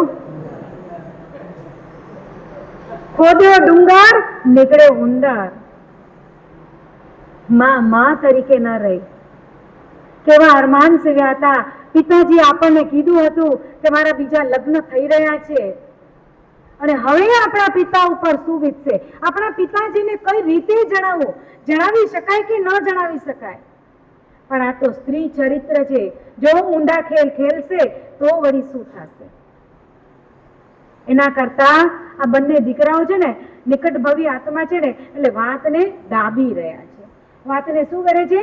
દાબવાનો પ્રયાસ કરે છે કે આજે આપણી સાથે બન્યું, આપણે જ હવે નિયમ લઈ લઈએ. એક નિયમ આપણે જ લઈ લઈએ કે હવે પછી ક્યારે પણ આ સ્ત્રી સામે આપણે જવું નહીં. જો જઈએ તો એને કઈ નિમિત્ત મળે ને, જાવું જ નહીં તો નિમિત્ત ક્યાં મળે? એ એના રસ્તે, આપણે આપણા રસ્તે. ગમે એવા પ્રસંગ આવે, ગમે એવા કારણ બને, આપણે કોઈ પણ નિમિત્ત એવા એની સામે જવાના નહીં, ઉભા કરવાના કે જેથી કરીને આપણને ક્યાંય પણ એ જોવે અને એને પાછો આ ભૂતકાળ એને યાદ આવે. એટલે જવું જ નહીં. બંને જણાએ નિયમ લઈ લીધો. આજે ઠાની લીધું, નક્કી કરી લીધું કે આ સ્ત્રી સામે ક્યારે જવું નહીં. આ બંને દીકરાઓએ તો નક્કી કરી લીધું, પણ ભવિતવ્યતાની અંદર હજી ક્યાં શું ગરબાયેલું છે, શું દટાયેલું પડ્યું છે ભાવિના ભેદની અંદર. હું હજી ચાલુ રાખું?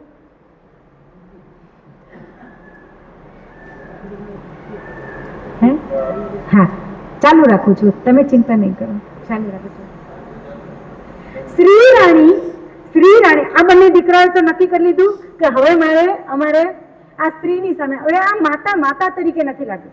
જો માતાનો જે બહુમાન ભાવ હોય ને, જે લઈને ગયા હતા પગથિયે ચડતા જે એક અરમાન સેવીને ગયા હતા, અમારી માં, હવે એ અમારી માં પગથિયે ઉતરતા શું વિચાર આવે?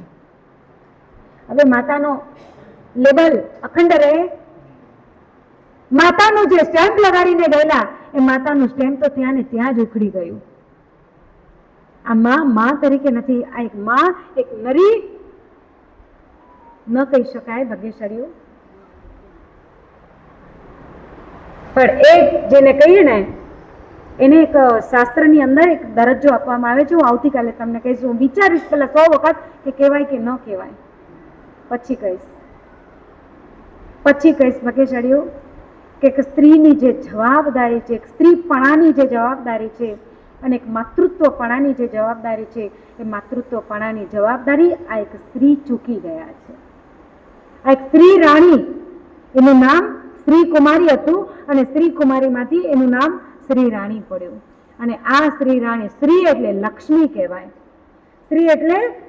કહેવાય, અને આ લક્ષ્મી થઈને ઘરની અંદર આવેલા આ શ્રી રાણી હવે પોતાના ભાગ્યરૂપી, પોતાના મનના વિચારરૂપી લક્ષ્મીપણાને કેવું સાચવે છે એ તો આપણે પછી સમજશું ભાગ્યશાળીઓ. પણ શ્રી રાણીએ પણ અંદર વિચાર કર્યો કે મારા બેટાઓ જાશે ક્યાં? શું વિચાર કરે છે મારી? આ જે દીકરાઓ આજે ભલે કઈ વાંધો નહીં, મને સ્ત્રી ચરિત્ર ખેલતા આવડે છે, રમતા આવડે છે, અને આ બંને દીકરાઓ આખરે તો અહીંયા જ ને, આ ઘરના જ, આ પરિવાર ને આવી નહીં તો કાલે ચપેટમાં ક્યાંય આવી જશે, ચપટી ભેર અને રમતા કરી દે. પણ શું થયું છે કે આજે લગ્નનો પ્રથમ દિવસ, શરમ, સંકોચ, ડર, ભય એના હિસાબે કદાચ આજે ભાગી છૂટ્યા છે. પણ એને કેમ પકડમાં લેવા અને એને કેમ વશમાં કરવા, એને કેમ કંટ્રોલમાં કરવા, એ તો હું જ જાણું. કારણ કે 64 કળાની પારગામી છું. જાણે 64 કળા શીખી એટલા માટે જ છે કે કોને બાનમાં લેવા અને કોને સાનમાં લેવા. પણ આ સ્ત્રી ચરિત્ર ખેલવા માટે શ્રી રાણી કદાચ તૈયાર છે, પણ આ પુણ્યને લઈને આવેલા આ બંને કુમાર છે, હવે ક્યારે બંનેનું પાછું મિલન થાય છે, બંને ક્યારે પાછા ભેટે છે અને ક્યારે પાછા એના ચરિત્ર પાછા રમત ખેલાય છે, એ તો સમય ઉપર જાણશું ભાગ્યશાળીઓ. પણ આ જે સમજ આપણને આપી ચૂક્યા છે એવા મહાપુરુષોને પણ આપણે કેમ ભૂલાય?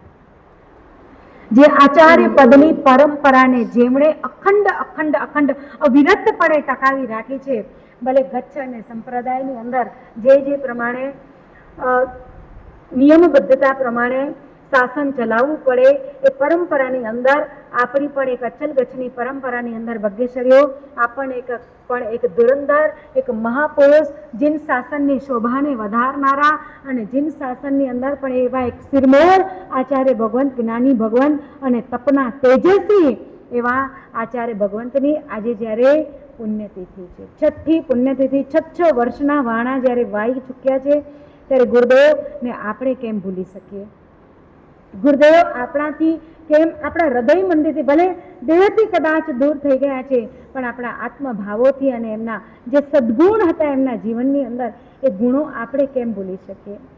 કારણ કે જ્ઞાની ભગવંત, જ્ઞાની ગુરુ તો એ ગુરુ જ હોય, જેમણે પોતાના જીવનનું, પોતાની સાધના કાળનું અને પોતાના એ ગુરુપણાનું જે યોગદાન આ શાસનને આપી ગયા, આ ગચ્છને અને કચ્છને આપી ગયા, એ ગુરુદેવને આપણે કેમ ભૂલી શકીએ? ડુમરા સંઘના તો એક મહાન ઉપકારી ગુરુદેવ કે ડુમરા સંઘ ઉપર અનેક તમે કોઈ પણ ભૂલી ના શકો એવા મહાન જ્ઞાની ગુરુ ભગવાન આપણને પ્રાપ્ત થયા હતા એવા આપણા અચલ ગચ્છના શિરમોર અને અચલ ગચ્છાધિપતિ પૂજ્ય આચાર્ય ભગવાન 54 અખંડ વર્ષી તપના આરાધક એવા તપશાસન અને તપ શિરોમણી તપ સમ્રાટ એવા અચલ ગચ્છાધિપતિ આચાર્ય ભગવાન ગુણોદય સાગર સુરીશ્વરજી મહારાજ, જેમના નામની અંદર પણ શું હતું? ગુણનો સાગર છલકાતો હતો, જેના નામની અંદર પણ ગુણોના ઉદયનો એક સાગર છલકાતો હતો. એક ગુણ નીકળે, બીજો નીકળે, ત્રીજો નીકળે, એવા ગુરુ અને શિષ્યના નામ પણ કેવા? ગુણ સાગર અને ગુણોદય સાગર. નામની પણ જોડી કેવી ગુરુ અને શિષ્યની, કે જે નામ અને ગુરુ અને શિષ્ય બંને આ જીન શાસનને જયવંતું બનાવી ગયા. પોતાના જીવનનો જબરજસ્ત ભાગ્યશાળીઓ આપણે કહીએ કે સાહેબજી તો પોતે વર્ષી તપ કરતા હતા, પોતે તપ સમ્રાટ હતા. પણ તપ સમ્રાટ જ્ઞાની ભગવંત કેવા હોય ખબર છે? કે પોતે તો તપ કરે, પણ તપનું તેજ પોતાના ગચ્છ અને પોતાના શાસનને આપે. પોતાના તપનું તેજ ગચ્છ અને શાસનને પણ આપે.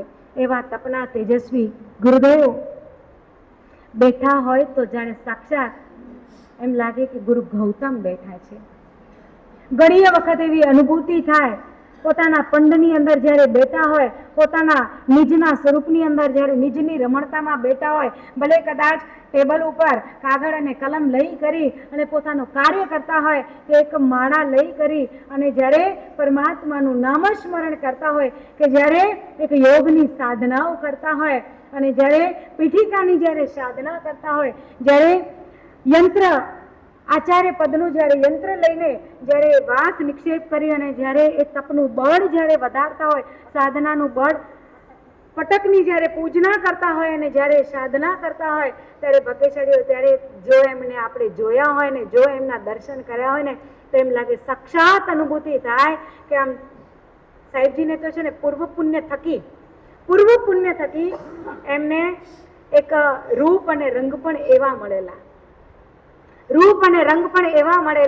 આમ રંગ તો એક ગૌર વર્ણ રંગ, રૂપ તો કે જાણે સાક્ષાત કમળ ખીલેલું હોય એવા સાહેબજીના રૂપ અને રંગ.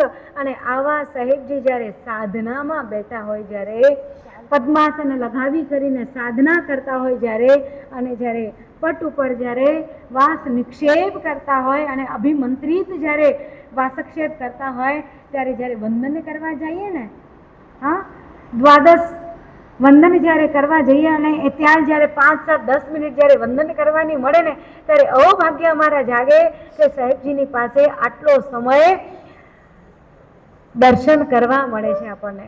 ત્યારે સાક્ષાત જાણે ગુરુ ગૌતમ બેઠા હોય.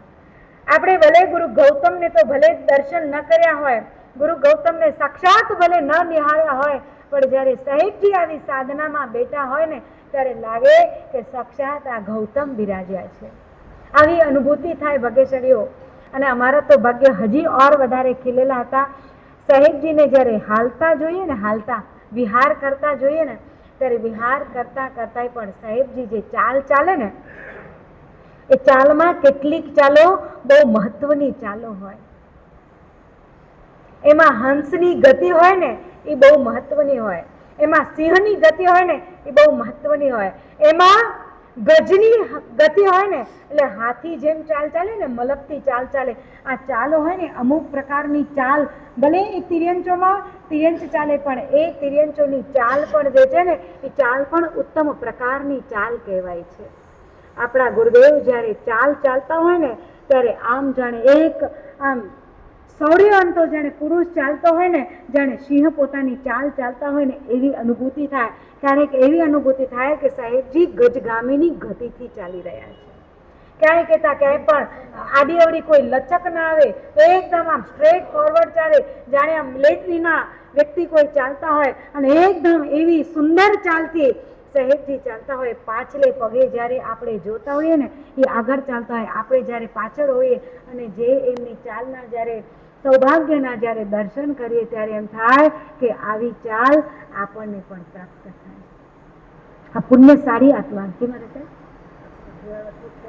આપણને, અમને લોકોને ભાગ્યશાળી. હા, બીજી વાત એ તમને કહેવા જતી હતી કે અમારું પરમ સૌભાગ્ય તો ત્યારે જાગ્યું કે જ્યારે સાહેબજી અમે છેલ્લું ચાતુર્માસ દેવલાલીમાં કર્યું 2002 અને 3ની સાલમાં. 2ની સાલમાં અમે ચાતુર્માસ કર્યો અને 3 હજી તો બેઠું નહોતું, પણ ત્યારે સાહેબજી દેવલાલીમાં ત્યાં કોઈક ધાર્મિક કાર્યક્રમ કરાવવા માટે ગૌતમ સ્વામીજીની પ્રતિષ્ઠા કરાવવા માટે આવ્યા અને શાંતિનાથ ભગવાનના પણ ત્યાં હસ્તક્ષેપ કરવા માટે આવ્યા હતા. પણ ત્યારે સાહેબજીએ સંધ્યાનો દિવસ હતો, ત્યારે ઠંડીના દિવસો હતા, ચાતુર્માસ પૂર્ણ થઈ ગયું હતું. કાર્તિકી પૂનમ પછી સાહેબજીએ મુંબઈથી દેવલાલી બાજુ વિહાર કર્યો અને અમે હજી દેવલાલીમાં જ હતા. ત્યાંથી સાહેબજીના દર્શન કરી, એક જે જૈન મંદિરનું કાર્ય હતું કરી અને સાહેબજી આમ જાય અને અમે લોકો મુંબઈ તરફ પ્રયાણ કરવાના હતા. પણ એક દિવસ એવો પુણ્યવંતો અમારો ઉદય પામ્યો. સંધ્યાનો સમય હતો, બપોરનો સમય હતો અને બપોરના સમય સાહેબજીએ મારા સાહેબને બોલાવ્યા કે સાધ્વીજી, બિપિનભાઈ બોલાવા આવ્યા કે સાહેબ आके बोलाइए था भाई करो कम है. साहेब जी जो को कम वे बोले जल्दी जल्दी मारा साहेब बने मारा साहेब गया. साहेबजी प्रकाश तो શું કામ છે, આજ્ઞા ફરમાવો. આજ્ઞા તો એટલી જ છે સાધ્વીજી કે આવતીકાલે આપણું પ્રયાણ છે અને આવતીકાલે બરાબર બપોરના 2:30 વાગે આપણે અહીંયાથી વિહાર કરવાનો છે. શું કહે છે સાહેબજી? આવતીકાલે બપોરના બરાબર 2:30 વાગે આપણે અહીંયાથી પ્રયાણ કરવું છે. પણ સાહેબજી આપણે એટલે કોને? મારા સાહેબે એકદમ મોટો પ્રશ્ન પૂછ્યો કે આપણે એટલે કોને? તમારે અને અમારે. સાહેબજીએ ચોખવટ કરી. પણ સાહેબજી અમે તો હજી થોડા દિવસ, હજી 2-5 દિવસ રહી કરી, હજી કઈ સામાન પેકઅપ નથી કર્યું અને અમારા તો ચોમાસાના ચાતુર્માસના પસારા હજી એમ જ પડ્યા છે અને અમે લોકો મુંબઈ તરફ, તમે મુહૂર્ત આપો, સમય આપો, એ પ્રમાણે અમે મુંબઈ તરફ અમે પ્રયાણ કરશું. નહીં, મુંબઈ તમારે નથી જવાનું. તો સાહેબજી ક્યાં જઈએ? મુંબઈ નહીં તો પછી ક્યાં? તમારે કચ્છમાં ચાલવાનું છે. શું કહે છે સાહેબજી? આદેશ પાડ્યો તમારે કચ્છમાં ચાલવાનું છે. પણ સાહેબજી અમારી તો કોઈ એવી ઈચ્છા નથી કચ્છમાં ચાલવાની. મેં કીધું એટલે કીધું, તમારે કચ્છની તૈયારી કરવાની છે. આવતીકાલે બપોરે બરાબર 2:30 વાગે નીકળી જવાનું છે.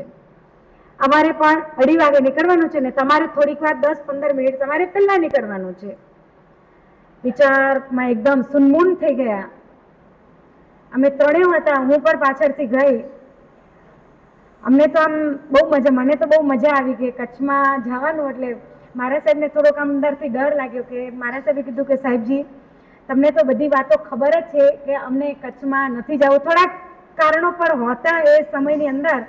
તો સાહેબજી તમને બધી જ અમારી જીવનની કિતાબ બધી જ ખુલ્લી છે અને ખબર છે. હું તમને કહું છું ને, હું બેઠો છું ને, તમે શું કામ ચિંતા કરો છો? આવું બેઠો અહીંયા પોયા કે ચિંતા કરી જી જરૂર કરવાય. मुंह भेगो आके हली जो है અને आके बहुतेज जिना ने ते पहुंचतो आव कया ई मुझी जवाबदारी हाड़े आके हेडाथी ना ना જ કરે છે. એક પણ શબ્દ બોલતા નહીં. તમે નીકળો અને જે પણ તૈયારી કરવાની હોય કરી લો. માથું નમાવો. અને મારા સાહેબે માથું નમાવ્યું. માથે વિહારનો વાસક્ષેપ પડી ગયો. વિહારનો વાસક્ષેપ ભગે ચડ્યો. ચોમાસાની ભલે એ સમયની અંદર બહુ પરિગ્રહ કે બહુ આ બધી તૈયારીઓ કરવાની કાંઈ નહોતી. કલાક 2 કલાકમાં તો બધી તૈયારીઓ થઈ ગઈ. પોટલા બિસ્તરા બંધાઈ ગયા. વચ્ચે એક રાત કાઢવાની હતી. આવતીકાલે તો પ્રયાણ કરવાનું છે બપોરના 2-2:30 વાગે. અને સાહેબજીનું માંગલિક સાંભળ્યું. સવારના પણ માંગલિક સાંભળ્યું, વાસક્ષેપ લીધો અને બપોરના પણ 2-2:30 વાગે વાપરી કરી. ક્યાં જવાનું, શું કરવાનું, વિહાર કઈ રીતે કરવાના. હું પણ ત્યારે ઉંમરમાં થોડી હજી નાની હતી, 20 વર્ષની જ હતી, 20-22 વર્ષની ઉંમર હતી મારી. આવા નાના સાધ્વીજીને લેવાનું, રસ્તાઓમાં શું, એટલે બહુ વિચારો તો એમને બંનેને ગુમરાતા હતા. એમને ખાસ વધારે ગુમરાતા હતા. પણ એક નિશ્ચિંતતા હતી કે સાહેબજીનો સથવારો હતો. ભાગ્યશાળીઓ વિચાર કરજો કે અમારે સાપુતારાના ઘાટમાંથી ત્યાં પસાર થવાનું હતું.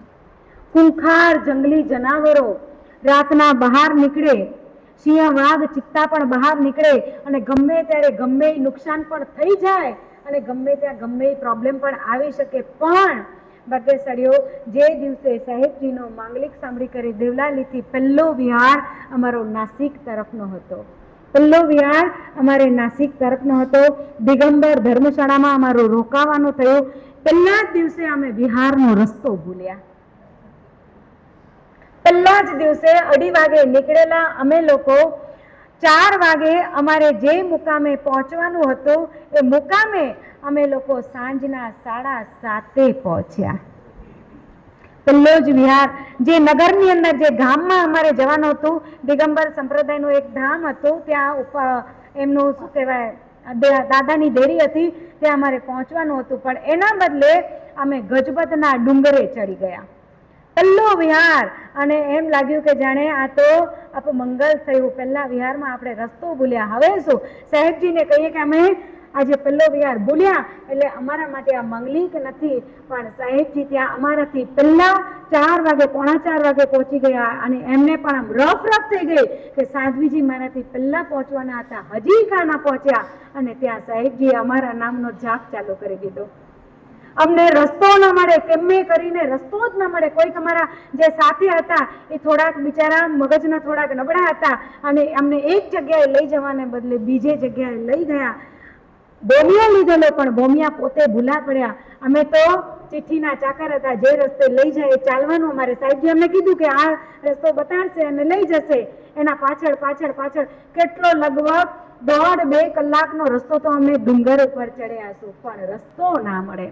પાછા જેવા ચડ્યા, પરમાત્માનું નામ લીધું ને ત્યાં સાહેબજીનું નામ લીધું અને અમને ત્યાં ઘાડ મળ્યા. અને घाट કહે છે કે वो धर्मशाला यहाँ पर नहीं है, आप ऊपर कितना भी जाओगे वहां पर आपको कुछ नहीं मिलेगा, आपको नीचे जाना पड़ेगा. नीचे एक धर्मशाला है, वहां पर मैं आपको गाइड करता हूँ, वैसे वैसे आप चले जाना और कहीं पर भी पूछना कि ये धर्मशाला कहाँ है, वहां पर आपको कोई भी लेके जाएगा. અને એ નામ લેતા સાહેબજીનું જાપ કરતા કરતા કરતા કરતા અમે ત્યાં પહોંચ્યા. અને હજી દિવસ થોડો ઘણો હતો, અજવાળું હતું, અમે વાપર્યું નહોતું. સાહેબજીએ અમારી ત્યાં ગોચરી બધી લઈને રાખી હતી, પણ રસ્તામાં અમારે પાણી પણ ખૂટ્યું. પણ સાહેબજીનું નામ લેતા સાહેબજીને ગોચરી બધી વાપરી નાખવી પડી, પાણી પૂરા કરી નાખવા પડ્યા, કારણ કે હવે અંધારું થઈ જાય પછી તો આહાર પાણી ન વપરાય અને કંઈ જ નહીં. અને બીજા દિવસનો વિહાર અમારો પૂરા 25 કિલોમીટરનો. આ દિવસે તો અમે ભૂલ્યા, પણ સાહેબજીને કીધું સાહેબજી હવે અમારે નથી ચાલવું. અરે હિંમત કોલાહાર હતા, અહીંયા ભેગો હાણે ત્યાં ભેગો એ ચંદા ના કહ્યો. અને બીજા દિવસ અમારે 25 કિલોમીટરનો સવારનો પહેલો વિહાર અમે કર્યો. પણ બગીચડીઓ ક્યાંય કોઈ તકલીફ નહીં.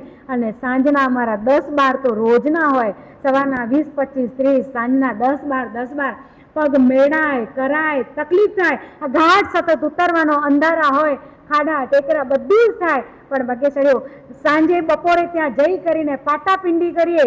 પગ જે મરડાઈ ગયા હોય, તકલીફ થઈ હોય, એને પાટાપિંડી કરીને સવારના તો પાછા દોડતા થઈ જઈએ.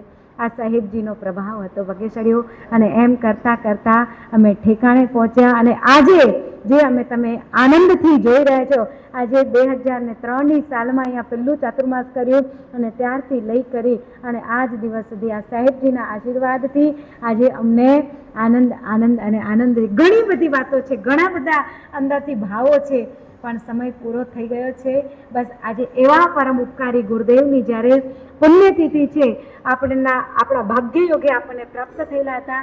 જો દ્રશ્ય રીતે નથી, સદેહ નથી, પણ અદ્રશ્ય તરીકે પણ સાહેબજીને આશીર્વાદ આજે આપણા બધા ઉપર વરસી રહ્યા છે. એવા સાહેબજીની આજે જપમાળા કરજો. સાહેબજીનો 108 વખત નામસ્મરણ કરી અને આશીર્વાદ લેજો કે સાહેબજી આપનો આત્મા ગમે ત્યાં હોય ત્યાંથી દિવ્ય એવા દુલોકમાંથી અમારા સંઘ ઉપર, અમારા દરેક ઘરના પરિવારજનો ઉપર આશીર્વાદ આપજો અને અમે આપનું નામ રોશન કરીએ એવી આપ અમારા ઉપર આશીર્વાદની હેલી વર્ષાવજો. એવા ભાવ સહિત જેના આજ્ઞા વિરુદ્ધ બોલાવી હોય તો